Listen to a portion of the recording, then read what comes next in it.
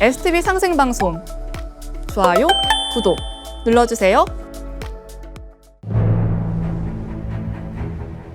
네, 안녕하세요. 대한사랑의 연수원장을 맡고 있는 박찬화입니다. 자, 오늘 이 시간은 왜 지금 환단고기인가? 위서 논쟁을 넘어서 한국 상고사를 다시 보는 그런 시간을 가지도록 하겠습니다. 아카데미에서는 위서라고 판정이 난 지 오래다라고 합니다. 수많은 사람들이 환단고기를 직접 읽어보지도 않고 위서라고 단정을 하고 있습니다. 그들은 위서라는 논쟁의 프레임에 갇혀 이 책의 본질을 놓치고 있습니다. 그렇지만 많은 분들이 태도를 바꾸어서 이 책이 대통령이 언급한 책이야? 내가 보고 판단해야지 라고 서점에서 책을 찾는 분들도 많아지고 있습니다. 그리고 이전에 환단고기 책이 많이 집으로 들어가 있기 때문에 가정에서 그동안 보지 않던 환단고기를 꺼내든 분들도 많습니다. 자, 많은 의문을 가지고 있는 가운데 오늘 이 시간에는 이 환단고기의 탄생 그리고 그 역사적 배경과 과정을 통해서 환단고기가 왜 진서일 수밖에 없는지를 검증해보는 그런 시간을 가지도록 하겠습니다. 자, 환단고기는 5권의 책으로 이루어져 있습니다. 안암노의 삼성기, 원동중의 삼성기, 그리고 행촌 이암 선생의 단군세기, 범장의 북부여기, 그리고 이맥 선생의 태백일사, 이 5종이 합본이 된 것인데요. 먼저 삼성기를 한번 살펴보도록 하겠습니다. 삼성기는 상과 하로 나뉘어져 있는데요. 자, 삼성기 상은 안암노 대선사가 지었습니다. 유불선을 모두 회통하시고 수나라 유학까지 한 당대 최고의 지성이시죠. 그리고 원동중이 있습니다. 이 원동중은 삼성기 하를 지으셨는데요. 조선조 태종 이방원의 스승이고 동호를 존경하여 동중이라는 필명을 사용을 한 운곡 원천석 선생입니다. 자, 운곡 원천석 선생은 그 묘소에 보면 이렇게 써 있습니다. 야사 6권을 저술하였으나 국사와 저촉된다고 하여 후손들이 소각했다 이렇게 나오거든요. 이 야사 6권이 무엇일까? 굉장히 궁금하죠. 그 중에 이 삼성기가 있지 않을까 추정이 됩니다. 자, 이 삼성기는 조선조까지 그대로 남아있게 되었는데요. 이것을 알 수 있는 것이 바로 조선왕조 실록의 세조실록을 보면 여기에 수거령이 나오게 됩니다. 세조, 예종, 성종 3대 동안에 우리의 고유 사서들이 모두 수거하는 수거령이 내려지게 됩니다. 자, 수거령의 내용을 한번 보도록 하겠습니다. 세조실록 7권을 보면 팔도 관찰사에게 유시하기를 고조선 비사, 고조선의 비밀스러운 이야기죠. 대변설 조대기, 표훈 삼성밀기, 안암노 원동중 삼성기 등의 문서는 마땅히 사처에 간직해서는 안 되니 개인이 가지고 있어서는 안 된다라고 하는 겁니다. 만약 간직한 사람이 있으면 진상하도록 허락하고 자원하는 스스로 원하는 서책을 가지고서 바꿔줄 것이니 라고 합니다. 관청과 민간에서 널리 설득하라 라고 했거든요. 자, 그래서 이렇게 삼성기가 조선왕조 실록에 분명하게 나와 있습니다. 세조실록 1457년에 이미 금서수거 목록으로서 이렇게 나와 있는데요. 지금 환단고기 위서론자들은 신증 동국 여지 승남에 이것이 안암노 원동중이 아니라 안암, 원로, 동중 3명의 건축가이다. 수양산성을 축성했다. 이렇게 이야기를 하고 있습니다. 근데 그것이 아니라고 하는 것은 너무나 확연한데요. 세조실록은 국가 공식 역사서이고 70년이 앞섭니다. 70여 년이 앞서서 세조실록이 나왔고 이후에 신증 동국 여지승남이 나왔죠. 그리고 동국 여지승남에 보면 세전이라고 나옵니다. 세간에 전하는 말이라고 하는 것보다는 절대적인 왕실 보관 목록에서 그 기록이 굉장히 절대적이죠.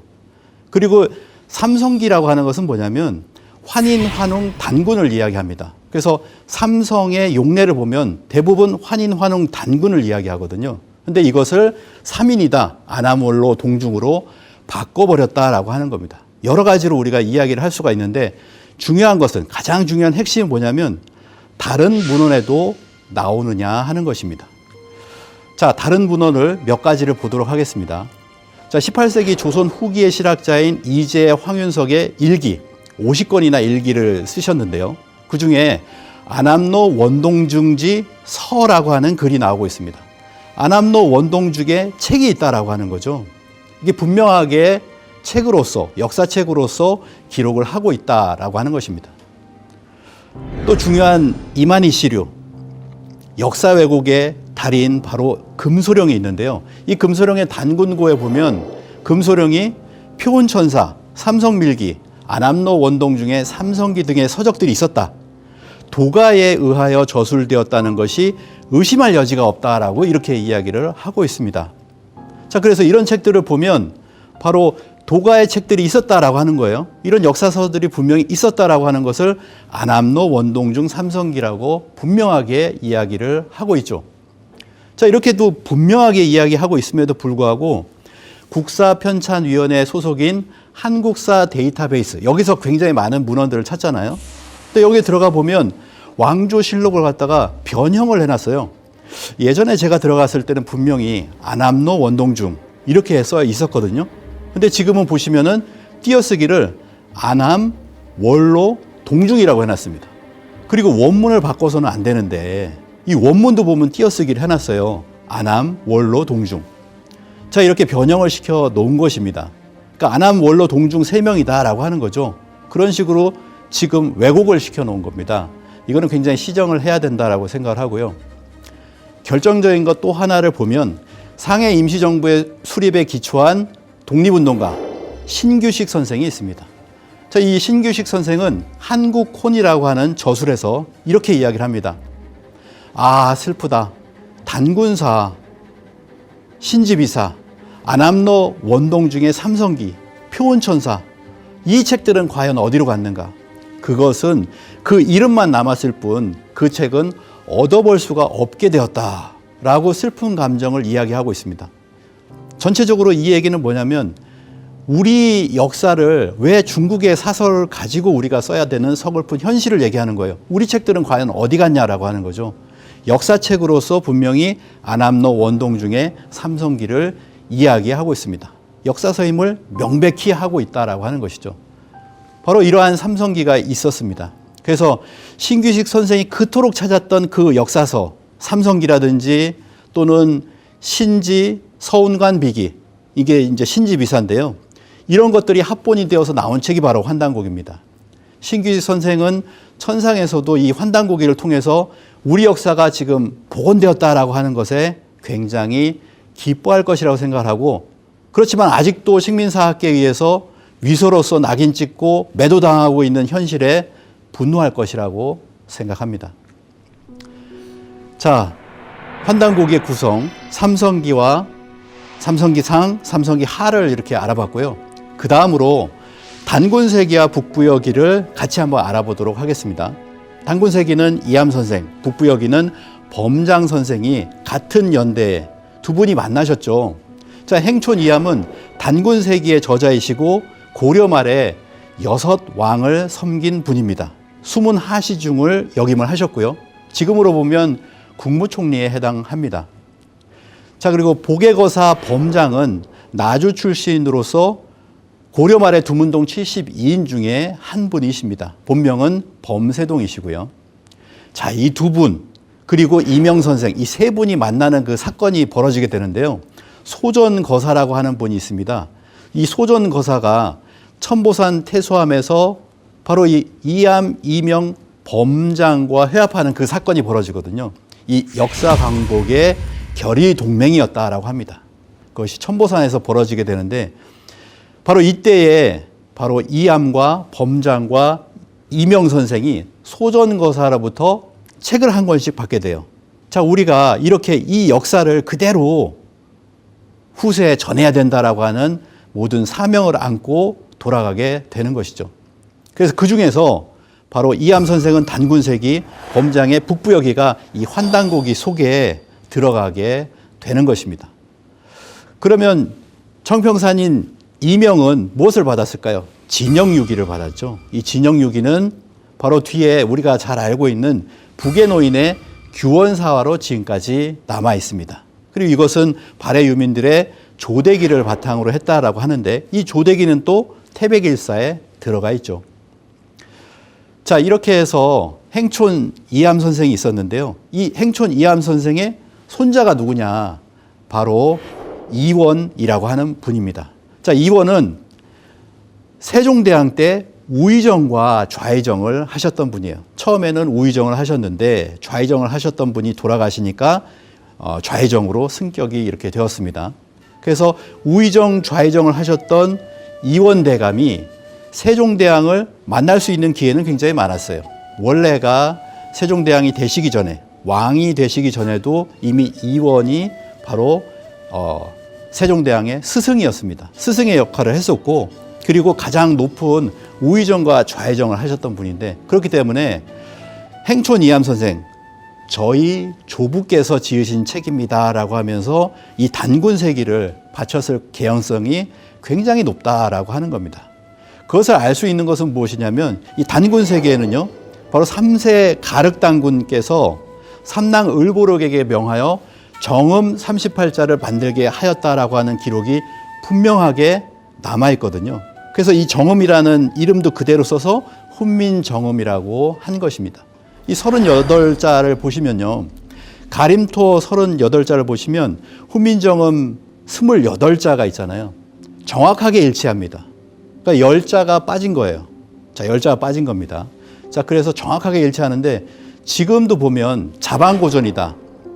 우리 세종대왕께서는 그 글자를 만드시는데 글자는 옛 전자를 모방했다라고 하는 그 기록들이 많이 나오거든요. 세종실록에도 이렇게 나오는데요.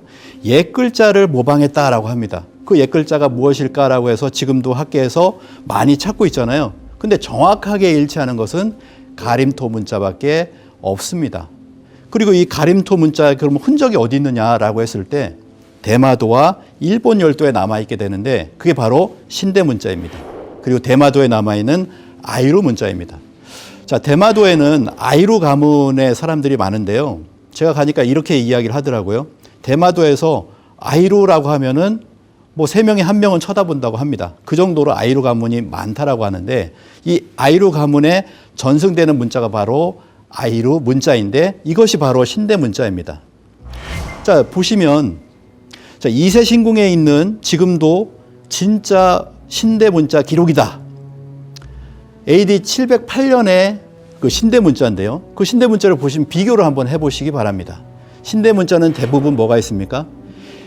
훈민정음에 있는 것이 아닌 그런 부어와 같은 글자들이 있어요. 3가지가 있습니다. U자형, 이렇게 위로 올라가 있죠. 그 다음에 이음과 시읒이 합쳐진 형태가 있습니다. 그리고 한자로 보면 우리가 알고 있는 한자 공자와 같은 그 글자가 있어요. 이것은 훈민정음에 없고 가림토 문자에만 있는 거거든요. 자, 그것이 있는 것을 우리가 확인을 할 수가 있습니다. 자, 이렇게 해서 일본으로 신대 문자가 건너가게 되는데, 자, 어느 신사 절에 있는 그 문양을 보시면은, 자, 이 문양이 훈민정음에서 나온 것일까? 아닙니다. 그걸 보시면 좀 전에 말씀드린 것처럼 U자형, 그리고 그다음에 한자 공자형, 가림토에만 나오는 것이 지금 나오고 있잖아요. 자, 여기 칼 검과 같은 건데요. 거기도 보면 시읒 이응이 이렇게 쭉 나오고 있죠.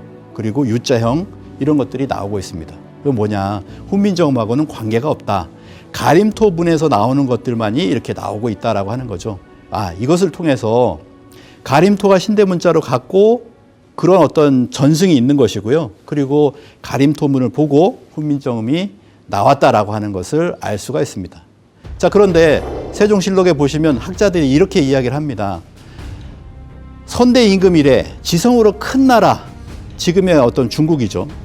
큰 나라를 섬겨왔는데 업문을 만드는 일이 무엇입니까? 중국을 섬기고 따르는 일에 부끄러운 일입니다. 라고 하는 거죠. 이런 의식을 학자들도 가지고 있었고, 그리고 어떻게 보면 세종 이후에 왕들도 가지고 있었다라고 하는 거예요. 그래서 이 수거령이 나오게 됩니다. 세종대왕께서 돌아가시고 나서 한 7년도 지나지 않았어요. 근데 세조 3년에 보면은 바로 명나라의 비위를 건드릴 수 있는, 단군조선 이전의 역사를 다루는 사서들을 모두 거두어들여라라고 하는 수거령을 하게 되는 거죠. 자, 그래서 그것이 세조, 예종, 성종으로 이렇게 이어지게 되고요. 아까 말씀드린 대로 개인이 가져서는 안 된다 이렇게 이야기를 했습니다. 그리고 예종 때는 뭐냐면 닉자 처참, 숨긴 자는 차명에 처한다라고 했어요. 그런 책들이 뭐냐? 안암록 원동중의 삼성기, 삼성밀기, 표훈, 그 다음에 조대기, 대변설 이런 책들입니다. 자, 이런 책들은 어디에 있을까? 자, 조선왕실 계보표를 보시면요. 세조, 예종, 성종 때 수서령이 있었죠. 그래서 책들을 모았습니다. 다 불태운 것이 아니고요. 왕실 도서관으로 들어가게 됩니다. 자, 이것을 볼 수 있는 위치에 있었던 분이 바로 누구냐? 일십당 이맥 선생입니다. 연산군 중종 때에 있었죠. 그래서 중종 때 다시 복권이 되어서 바로 중앙정부로 들어가게 되어서 여기에서 수서령의 그 비서들을 볼 수가 있었다라고 하는 것이죠. 자, 그래서 그걸 가지고서 태백일사를 짓게 되는 것입니다. 마지막 구성이 태백일사죠. 이 환단고기 전체의 60%를 차지하는 엄청난 분량의 태백일사가 완성이 됩니다. 자, 그 과정을 한번 보면요.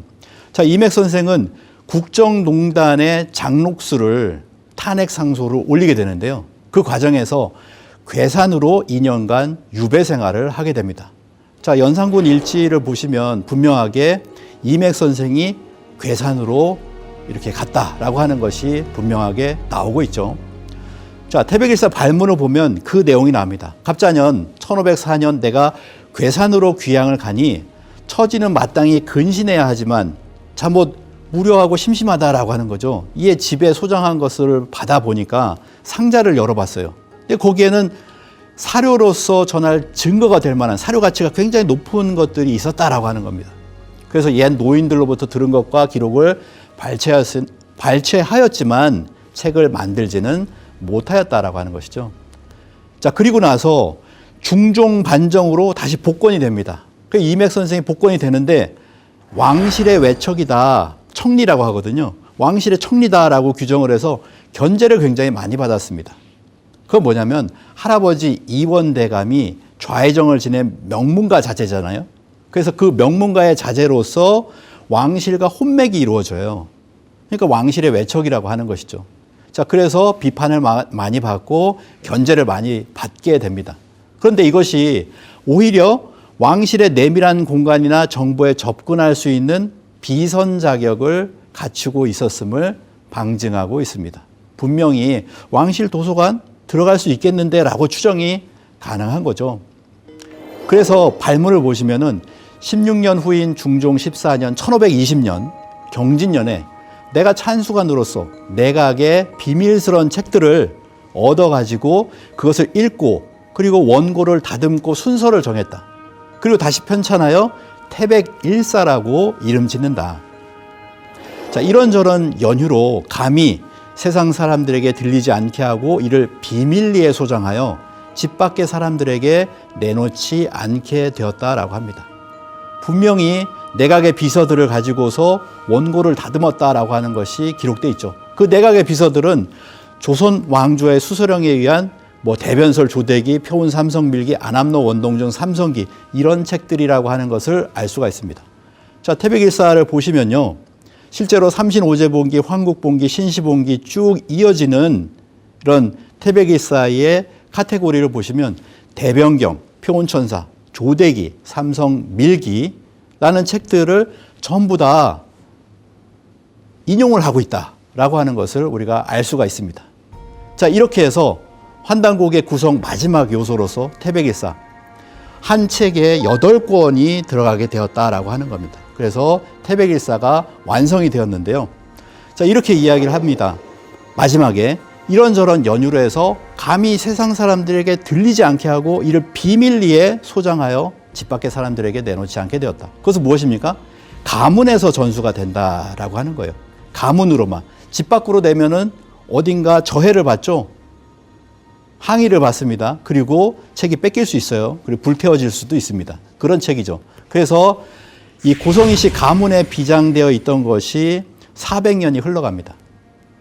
그렇게 해서 27세에 바로 해학 이기 선생이 이 태백일사를 소장하고 계시게 된다라고 하는 겁니다.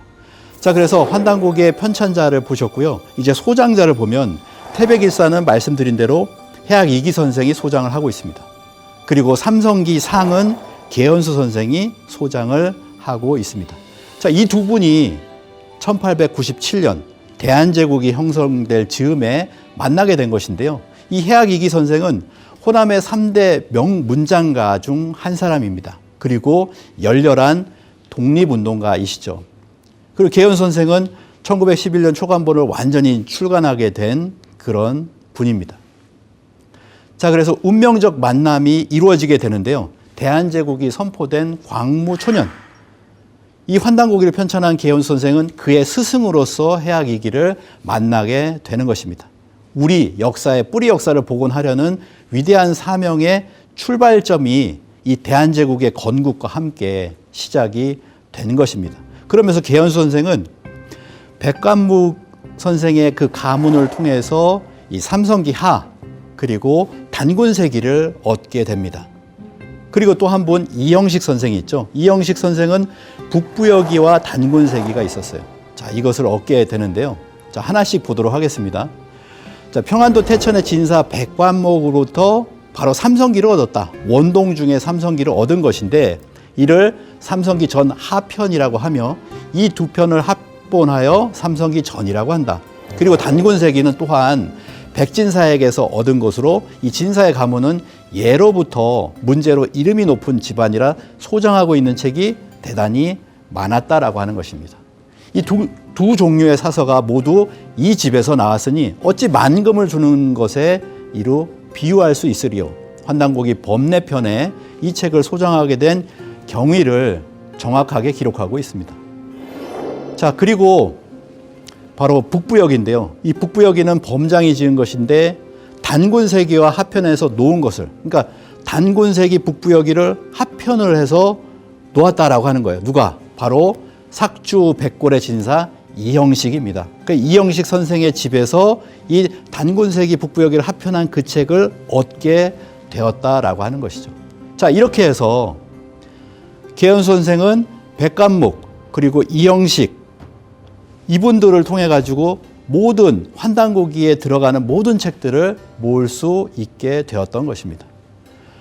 자, 그리고 나서 1898년 바로 다음 해죠. 단군세기를 얻었잖아요. 그 단군세기를 또 단편으로 간행을 합니다. 그리고 2년 뒤에 계현 선생은 태백일사, 해학 이기 선생으로부터는 태백일사를 또 간행을 하고 태백일사 속에 있는 천부경을 또 간단하게 설명을 하는 천부경 요회도 간행을 하게 됩니다. 자, 이 와중에서 홍익사서를 편찬하라. 이 역사만 가지고는 안 된다. 그 안에 있는 정신을 담은 내용들을 끄집어내야 된다라고 하는 거죠. 황국배달 조선으로 이어지는 삼송조 시대의 뿌리 역사를 복원하고 그리고 홍익인간 정신을 담은 4가지 핵심 경전을 집대성하는 것이었습니다. 천부경, 삼일신고, 참전개경, 그리고 태백진운이 있었습니다. 이것을 초기에 홍익사서라고 명명을 했었는데요. 자, 뒤에 위서론자들은 환단휘기라는 책이 이립 선생이 1971년에 내게 되는데 이 환단휘기는 79년에 환단고기로 가기 위한 전초전, 그러니까 환단고기라는 이름도 나중에 나오게 되었고 환단휘기가 먼저 나온 거다. 자, 이런 식으로 주장을 하고 있는데 전혀 사실이 아닙니다. 왜냐? 환단휘기는 환단고기와 아무런 상관이 없어요. 환단휘기는 뭐냐? 좀 전에 말씀드렸던 홍익사서, 이 4대 경전의 주석서로서 존재를 한 겁니다. 자, 그렇기 때문에 환단휘기에서 환단고기로 가는 것은 어불성설이다라고 하는 겁니다.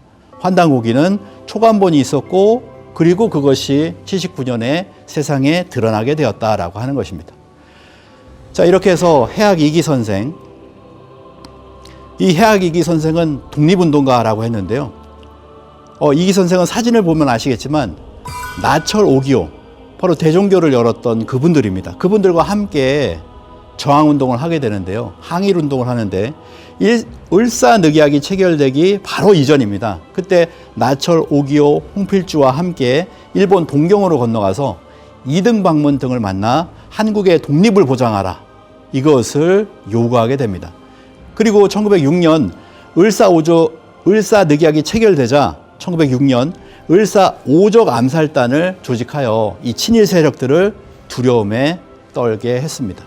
자, 이런 과정을 거치게 되는데요. 1909년 드디어 이제 단군교가 중광이 되게 되는데 여기에 이제 해학 이기 선생도 참여를 하게 됩니다. 그렇지만 단군교 후에 이제 대종교라고 하잖아요. 이 대종교와 역사관과 신관이 맞지 않았어요. 단군교, 대종교는 단군개천. 근데 단학회는 뭐냐면 바로 해학 이기 선생은 신시개천이다.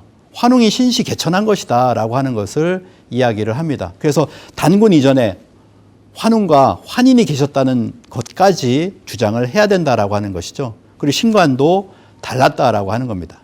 자, 이런 부분에 달랐기 때문에 선생님, 우리 단학회를 만들어야 됩니다라고 뭐 계현 선생이라든지 다른 분들이 같이 요청을 해서 결국에 해학 이기 선생이 바로 단학회를 설립을 하게 되었다라고 하는 것이죠. 자, 그래서 그 과정을 보면 1909년 1월 15일에 단군교가 중광이 됩니다. 그리고 3월에 단학회가 창립이 됩니다. 그리고 1910년 8월에 한일 강제 병합이 이루어지게 되고요. 자, 이렇게 되자 단군교는 이제 나철 선생은 해외로 망명을 하게 돼요. 대종교라고 하게 됩니다. 대종교라고 하면서 해외로 망명을 하게 되시죠. 그런데 우리는 국내에서 그냥 단군교를 지속하겠습니다. 정원모 선생 이런 분들이 단군교로서 국내에 남아있게 됩니다. 그래서 대종교가 있고 단군교가 있고, 자, 이때에 우리는 단학회를 창립했다라고 하는 것입니다. 자, 단학회를 3월 16일 날 창립을 하게 되고, 단학회를 창립을 했습니다라고 하는 것을 5월 5일에 강화도 마리산 참성단에 단학회를 만들었습니다라고 하는 것을 고하는 고유제를 하게 됩니다. 자, 그렇지만 해학 이기 선생은 7월 13일 서울에 있는 여관에서 이때 절식 자진이라고 하는데요. 음식을 끊고 돌아가시게 됩니다. 우리나라가 완전히 이렇게 식민지로 넘어가는구나라고 하는 것을 한탄하시면서 돌아가시게 되는데, 그때 옆에 있던 운초계연수 선생에게 이런 이야기를 했다고 합니다. 삼신일체의 도가 나라가 망한다고 그만둘 수가 없고, 이 나라는 반드시 삼신일체의 도가 있으므로 흥하나니 마땅히 그대는 이것에 힘쓰라 라고 하는 유언을 남겼고요. 환단고기를 꼭 내야 된다라고 하는 유언을 남겼다라고 합니다. 계훈 선생은 1897년 해학 이기 선생과의 만남을 계기로 해서 사설을 정리하고 편집하는 작업을 시작하였습니다. 1909년 해학 이기 선생이 순국한 이후에도 그 작업은 중단되지 않았습니다. 자, 운초 계현수에 의해 2년간 더 이어진 이 작업은 총 15년, 이 15년에 걸친 각고의 노력과 헌신이 집적된 바로 그 결실이었습니다. 그 결실이 무엇이냐? 환단고기 초간본입니다. 1911년 바로 이 환단고기 초간본 30권이 출간이 되었습니다. 자, 법내에 보면은 환단고기는 모두 해학 이기 선생의 감수를 거쳤으며 내가 정성을 들여서 부지런히 편집하고 옮겨 적었다. 이렇게 분명하게 나오고 있거든요. 자, 해학 이기 선생이 감수를 했다? 위서론자들은 감수를 한 적이 없다. 어디 그런 내용이 있느냐라고 이렇게 이야기를 하고 있습니다.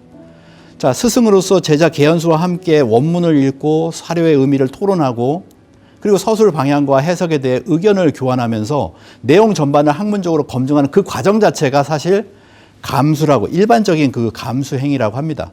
그것은 환단고기 책에 드러나든 드러나지 않든 그 스승의 그런 과정이, 감수의 과정이 있었던 것이죠. 그렇지만 조금 더 얘기를 해 본다면요.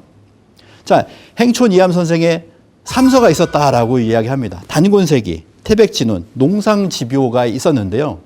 이 태백진운을 또 다른 말로 태백경이라고 합니다. 여기에 증주, 주석을 추가했다라고 하는 증주진교 태백경이 나왔는데요. 자, 이 태백진운에 보면은 이렇게 저자와 그 다음에 주석자가 빨간 표시대로 나오고 있습니다. 자, 저자는 누구냐? 태소씨라고 써 있어요. 자, 태소씨는 누굽니까?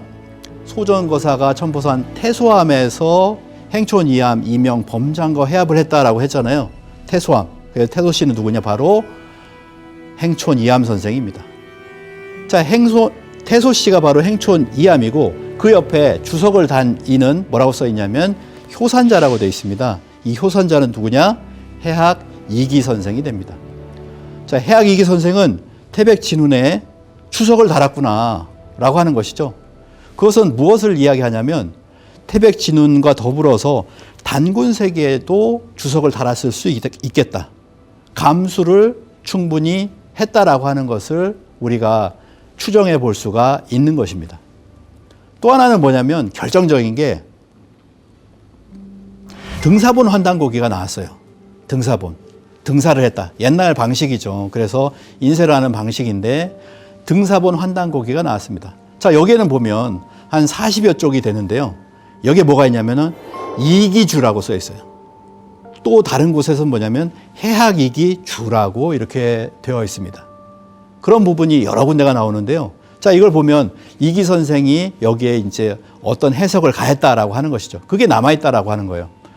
자, 이기주는 무엇일까? 이기가 직접 썼다라는 말이 될 수도 있겠지만은 직접 썼다라는 뜻이 아니라 이 부분은 해학이기 선생님 쪽의 제자나 가문에서 내려오는 설명이다. 해학이기 선생이 듣고 나서 요거 해학이기 선생이 어떻게 해석을 하셨어라고 하는 것을 그쪽에 쓰는 것이죠. 출처를 표시하는 것이 아닌가라고 생각이 되어지고 있습니다.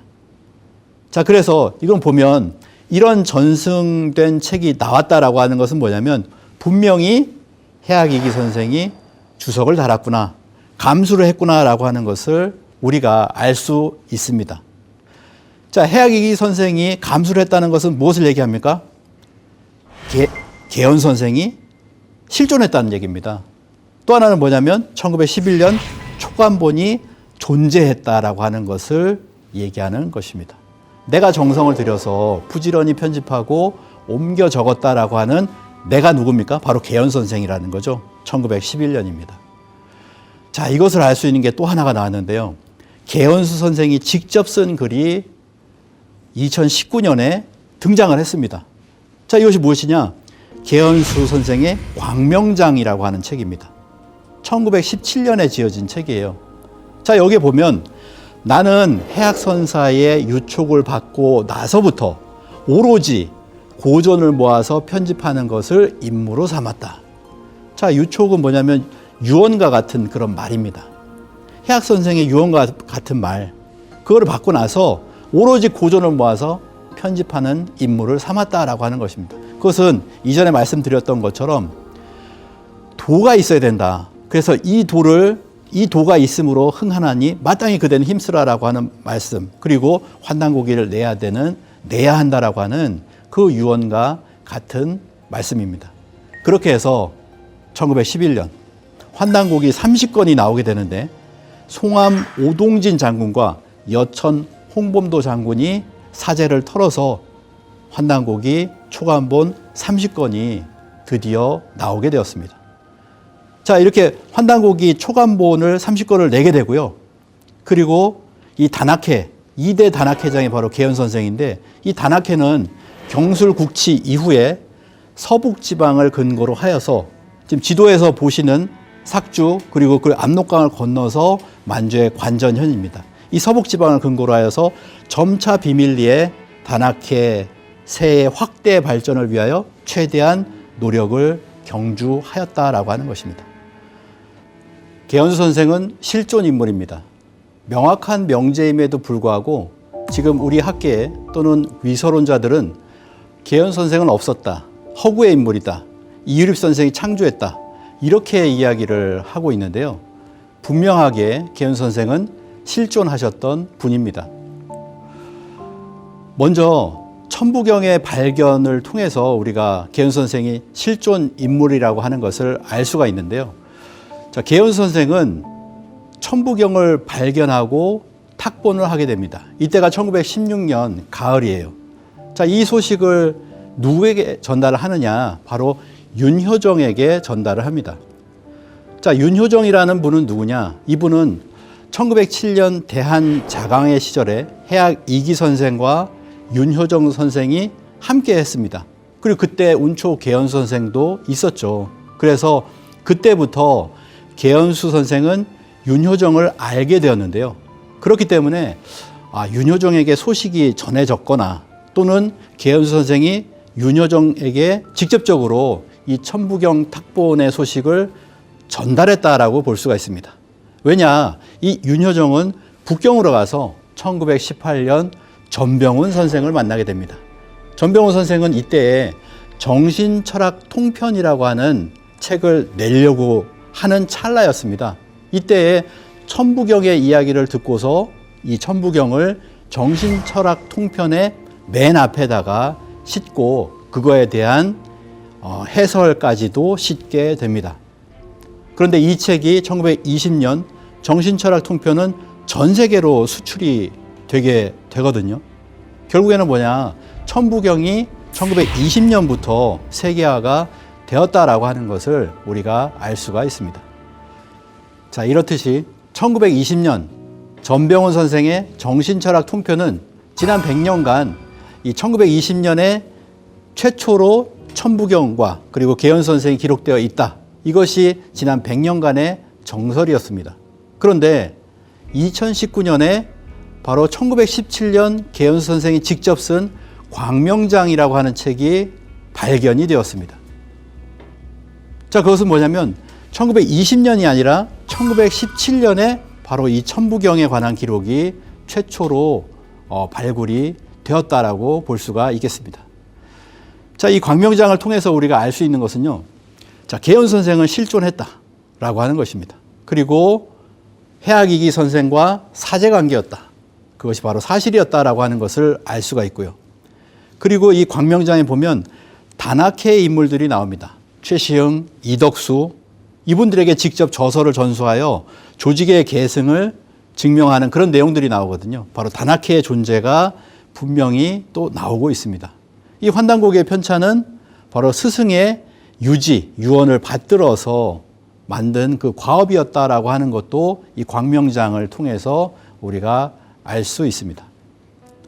자, 1920년 정신철학 통편이 있었고요. 그 다음에 1921년에는 단군교회 기관지 단탁의 창간호가 있습니다. 이 창간호에 보시면 개연수 기서라고 해서 개연수 선생이 보낸 편지의 내용이 또한 담겨져 있습니다. 1917년, 20년, 21년 그리고 이 개연수와 천부경의 이야기가 남아있는 책들은 굉장히 많은데요. 1934년에 이시영 선생의 감시만어, 1942년 영변군지 초판에 보면 또 같은 이야기가 나와 있습니다. 그리고 개봉호 선생의 조선문학사라고 하는 책에도 1950년인데요. 여기에도 개연수와 천부경이 남아 있습니다. 이것은 무엇이냐? 개연수 선생은 분명히 실존한 인물이었다라고 하는 것을 알 수가 있는 것입니다. 또 하나는 이 개연수 선생의 생애의 마지막인데요. 개연수 선생이 1920년 8월 15일에 피사를 당하게 됩니다. 자, 오동진 장군과 석주 이상영 선생은 민족학교인 배달의숙을 설립을 합니다. 저 신흥무관학교의 이혜영 선생은 배달학교라고 하는 그 학교를 만들게 되거든요. 그와 마찬가지로 오동진, 이상영 선생이 배달의숙을 설립을 하고 여기에서 오동진 장군도 그리고 운초 개연수 선생도 역사교육을 담당을 하게 됩니다. 그 만든 곳이 어디냐면 바로 삭주에서 압록강을 이렇게 넘어가게 되면 남만주가 있는데요. 남만주에 관전현이라고 하는 곳이 있습니다. 이 관전현에 바로 어느 곳에 지금 환단고기를 공부했던 이 배달의숙의 추정지가 어느 정도 윤곽이 잡히고 있는데 아직 가보지는 못했습니다. 이 배달의숙인데요. 자, 이 배달의숙에 밀정 가면극의 무리들이 일본 헌병들과 함께 들이닥치게 됩니다. 들이닥치게 되는 과정에 배달의숙이 쑥대밭이 되는 그런 과정들이 있는데요. 자, 이것을 알 수 있는 것이 뭐냐면 바로 운초 개연수 선생을 살해한 그 사람이 누구냐? 가면극인데 독립신문에는 이 가면극에 대한 이야기가 여러 번 나오고 있습니다. 그 중에 하나가 1920년 5월 27일 독립신문인데요. 그 중에 악독한 자다. 여러 악독한 자가 있지만 그 중에서 가장 악독한 자가 바로 가면극이다라고 해서 첫 번째로 나오고 있는 인물입니다. 가면극. 이 가면극의 악독함에 대해서 알 수 있는 것이 독립신문에 명시가의 재앙이 있는데요. 여기 보면 보조원 가면극이 5, 6명과 함께 들이닥쳤다라고 하는 내용이 나오게 됩니다. 명시가의 명창하라고 하는 분인데 이 명창하도 역시나 단학회 간부였습니다. 단학회 관동분회의 총무를 맡고 있었던 분인데요. 이분은 2011년에 애족장 독립유공자이십니다. 근데 이 명창하 가문에 들이닥치게 되는데요. 이것이 독립신문에 어떻게 나오냐면 1920년 4월에 가택을 수색하고 물품을 탈취했다. 다 가져가 버리잖아요. 그 다음에 2달 후에 다시 옵니다. 남은 가구들을 전부 방화를 싹 다 태워버렸어요. 그런 과정이 있습니다. 그리고 6월 이후에 다시 5달이 지나서 다시 찾아옵니다. 그래서 부인이 있었는데 그 부인을 난타하고 부인이 중상을 입게 됩니다. 그리고 다시 한번 와서 완전히 마무리를 하죠. 가옥을 방화하고 그리고 완전히 불태워버립니다. 그래서 명시일가는 이때가 겨울인데요. 겨울에 설상에서 방화하게 된다. 이게 독립신문에 나와 있는 거거든요. 4번에 걸쳐서 참혹한 그런 현실을 보여주고 있는데 이것이 똑같이 뭐냐면 배달의숙을 그렇게 들이닥쳤다라고 하는 겁니다. 이 가면극의 무리들이 배달의숙이 있는 홍석납자에 남만주 관전현에 있는 홍석납자라고 하는 곳입니다. 그 사진에 보시면 아시겠지만 붉은 돌이 있는 곳이죠. 그곳에 일본 제국 순사 감독 이 가면극이 보낸 조선 독립군으로 위장한 밀정에 덫에 걸렸다라고 하는 겁니다. 자, 그래서 일제는 이 배달의숙을 기습하여 3천여 책과 문서를 압수하여 소각을 하게 되었다. 그리고 이 환단고기를 편찬한 개연수 선생을 체포하여서 고문 끝에 살해를 하게 됩니다. 그냥 살해한 것이 아니라 그 팔과 다리를 사지를 전부 절단을 해서 개연 선생의 시신을 압록강에 버렸다라고 하는 것이죠. 그 죽음을 목격한 14세의 청소년 이유립 선생이 그때 당시에 있었다라고 하는 것입니다. 물론 그때 이유립 선생만 있었던 것이 아니라 그 아버지가 계셨습니다. 독립운동가 이관집 선생이 계셨는데요. 이관집 선생은 바로 이 운초 개연수의 시신을 수습하면서 이렇게 외쳤다라고 합니다. 그 기록이 지금 남아 있는데요. 해와 달은 이치를 녹이고 경전은 도를 말하건만 천하의 천부경의 오묘함에 도달한 자는 오직 운초뿐이로다. 개연 선생 뿐이로다라고 하면서 이어지는 절규가 있습니다. 마지막이 홀로 마음을 닦으며 상을 치르니 슬픔이 비할 데 없다라고 하는 그런 어떤 슬픔이 이렇게 묻어나는데요. 그 옆에 바로 이유립 선생도 그렇게 같이 울고 있었습니다. 자, 이렇게 해서 운초 개연 선생, 해학 이기 선생부터 비롯된 운초 개연 선생까지를 알아봤는데요. 1400여 년 전에 신라의 안암로 대선사에서부터 5분의 저자가 있었고, 그리고 그것을 소장하신 분들이 있었고, 그리고 그것을 모두 모아서 감수한 해학 이기 선생이 있었고, 그리고 그것을 해학 이기 선생이 돌아가신 이후에 15년이라고 하는 그런 세월 동안에 그것을 모아서 하나의 책으로 환단고기 초간본을 만드신 바로 개연 선생이 있었다라고 하는 것입니다. 그러한 과정을 통해서 우리가 환단고기 초간본이 나오게 되었던 것입니다. 네, 1부에서는 환단고기 초간본이 나오기까지의 기나긴 여정에 대해서 알아봤습니다.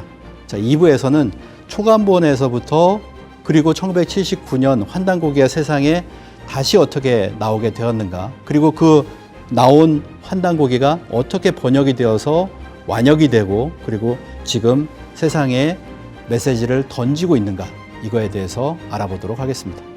감사합니다.